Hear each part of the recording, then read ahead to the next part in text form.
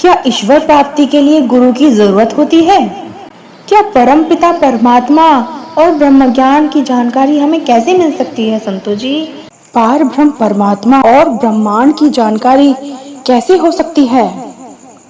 जन्म मरण के चक्र से हमें कैसे छुटकारा मिल सकता है? संत निरंकारी मिशन के वो 5 मुख्य प्रण, वो 5 मुख्य सिद्धांत क्या है संतो जी? क्या है संतो जी? ये संत निरंकारी मिशन के सत्संग की सच्चाई क्या है? संत निरंकारी मिशन के ज्ञान, ब्रह्म ज्ञान की सच्चाई क्या है? निरंकारी मिशन के ब्रह्म ज्ञान से हमें क्या जानकारी मिलती है? और हमें इस परम सत्य को जानने के लिए क्या मार्गदर्शन दिखाया जाता है? संतो जी, आज निरंकारी मिशन के सत्संग की, इसके ब्रह्म ज्ञान की पूरी सच्चाई आपके सामने आने वाली है। तो चलिए संतो जी, आज के हम इन विचारों को ध्यान पूर्वक सुनते हैं और समझते हैं कि हमें कैसे क्या मिल सकता है, कैसे हमें परब्रह्म परमात्मा ब्रह्म ज्ञान ब्रह्मांड की जानकारी मिल सकती है और इस ब्रह्म ज्ञान की प्राप्ति हो सकती है। तो चलिए संतो जी, इन विचारों का आनंद लेते हैं। परब्रह्म परमात्मा और ब्रह्मांड की जानकारी प्राप्त करना तथा जन्म मरण के चक्र से मुक्ति पाना मानव जीवन का सर्वोच्च लक्ष्य है, सर्वोच्च लक्ष्य है।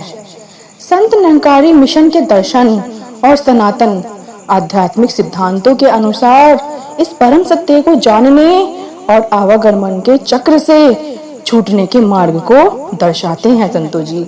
तो चलिए इनके सभी सिद्धांतों को हम जानते हैं।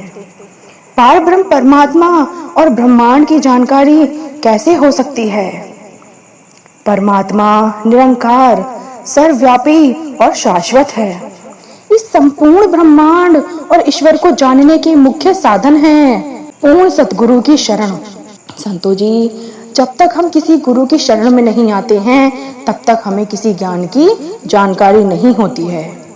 निरंकारी मिशन का मुख्य सिद्धांत है कि परमात्मा को केवल सतगुरु, सच्चे गुरु की कृपा से ही जाना जा सकता है।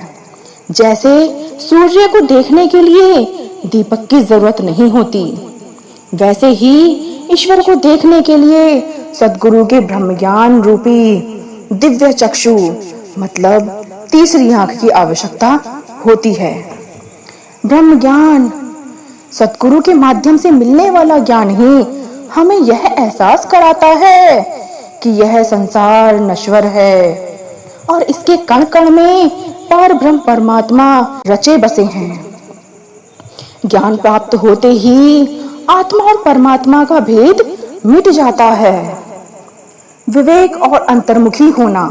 संसार की बाहरी चकाचौंध से ध्यान हटाकर जब मनुष्य अपने भीतर झांकता है तो उसे उस परम सत्ता का अनुभव होता है। उपनिषदों में कहा गया है कि यह ब्रह्मांड जो बाहर दिख रहा है वह सूक्ष्म रूप से हमारे भीतर भी मौजूद है। सत्संग, संतों की सत्संग भी बहुत जरूरी होती है।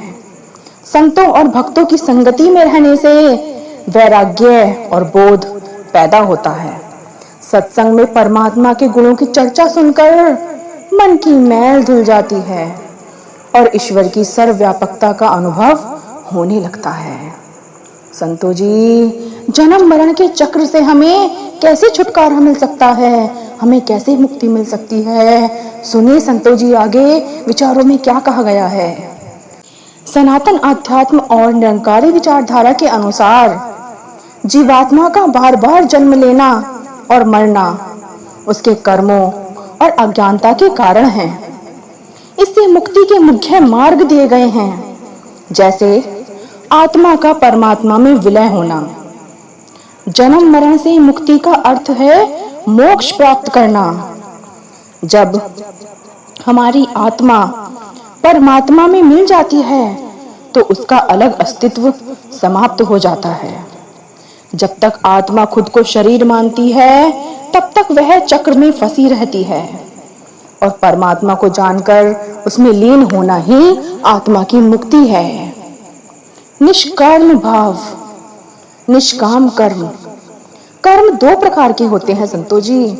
एक होता है सकाम, मतलब फल की इच्छा करने वाले, और दूसरा होता है निष्काम, बिना फल की इच्छा के। जब हम सभी कर्म परमात्मा को समर्पित करके कर्ता भाव कि मैं कर रहा हूं, ये सब छोड़कर अपने कर्मों को निष्काम भाव से करते हैं तो नए कर्मों के संस्कार बनते हैं, हमारे कर्म बंधन टूट जाते हैं और मुक्ति संभव होती है संतो जी, मुक्ति संभव होती है। माया के बंधन से मुक्ति। यह संसार माया का खेल है। जैसे धन, संपत्ति, परिवार और अहंकार में फंसे रहना ही अज्ञानता है। जब सद्गुरु की कृपा से यह समझ आ जाता है कि सब कुछ ईश्वर का है और हम यहाँ केवल कुछ समय के मुसाफिर हैं, तो यह मोह हमारा टूट जाता है। क्योंकि संतो जी, आपको सब कुछ पता है कि ये ना ही तन मेरा, ना धन मेरा, ना ही मन मेरा, तो ये किसका है? ये सब इस प्रभु परमात्मा का है। तो हमें किस चीज पर घमंड करना है? इस माया पर कभी घमंड ना करें। जीवित रहते मुक्ति, हमें जीवित रहते ही इस शरीर की, इस आत्मा की मुक्ति करनी है।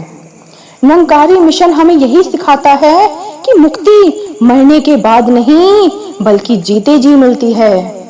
जब व्यक्ति इसी जन्म में ब्रह्म ज्ञान प्राप्त कर परमात्मा के हुक्म में रहकर इसकी रजा में जीना सीख लेता है, तो वह जन्म मरण के भय से मुक्त हो जाता है संतो जी, मुक्त हो जाता है।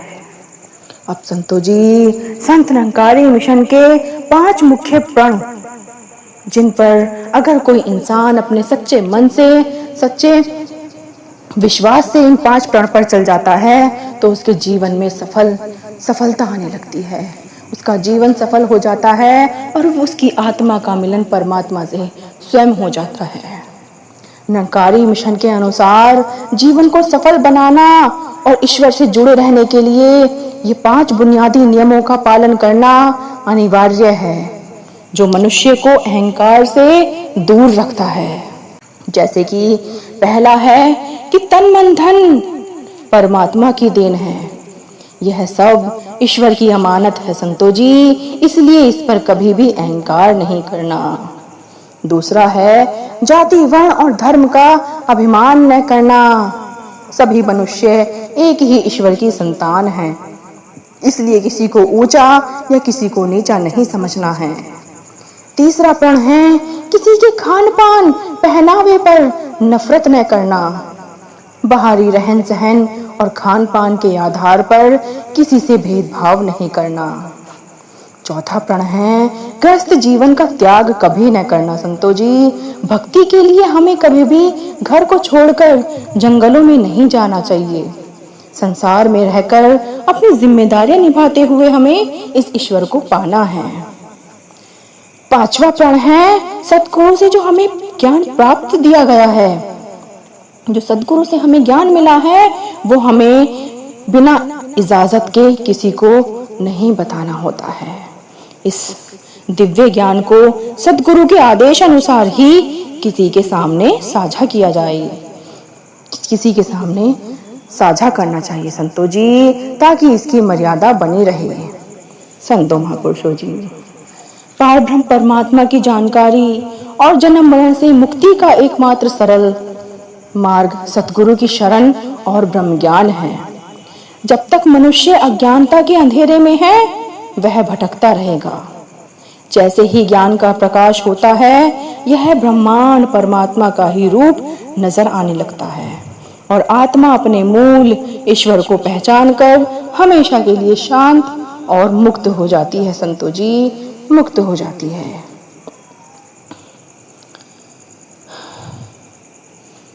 संतो महापुरुषों जी, आप जी को ये ब्रह्म ज्ञान के विचार कैसे लगे, दासी को कमेंट में जरूर बताएं।